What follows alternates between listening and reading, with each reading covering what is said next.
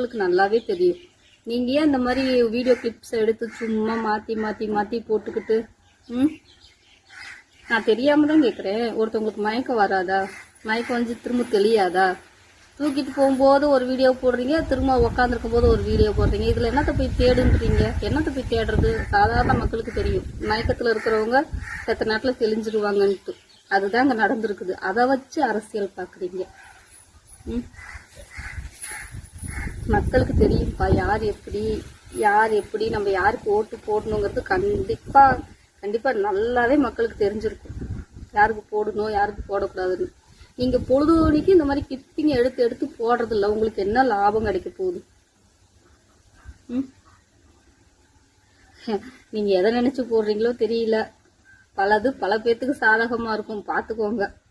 தேவையில்லாத வேலை, கஷ்டம். ஒரு பொண்ணுன்னா வாய் பேச முடியாத ஒரு பொண்ணு. அது குழந்தை, காது கேட்காது. அது குழந்தை இறந்து போச்சு. அது துடிக்கிற துடிப்பு மனசே தாங்கலிங்க. அவ்வளோ ஒரு கஷ்டமா இருக்கு. அப்படி இருக்கு. தயவு செஞ்சு அரசியல் ஆதாயம் தேடாதீங்க. இறந்தவங்க கிட்ட ஆதாயம் தேடாதீங்க. அது உயிர். எவ்வளோ பணம் கொடுத்தாலும் திரும்ப வராது. முடிஞ்சிருச்சு. அவங்க வாழ்க்கையை வந்து ஆரம்பிக்கங்குள்ளேயுமே முடிச்சுட்டு போயிட்டாங்க. தயவு செஞ்சு அரசியல் ஆதாயம் தேடாதீங்க. அசிங்கமாக பேசிடுவேன், பார்த்துக்கோங்க. தயவு செஞ்சு அரசியல் ஆதாயம் தேடாதீங்க. மனசாட்சியோடு நடந்துக்குங்க கொஞ்சம். பாவம். சொல்கிறதுக்கு ஒன்றும் இல்லைங்க. என்ன சொல்கிறதுன்னு தெரியல.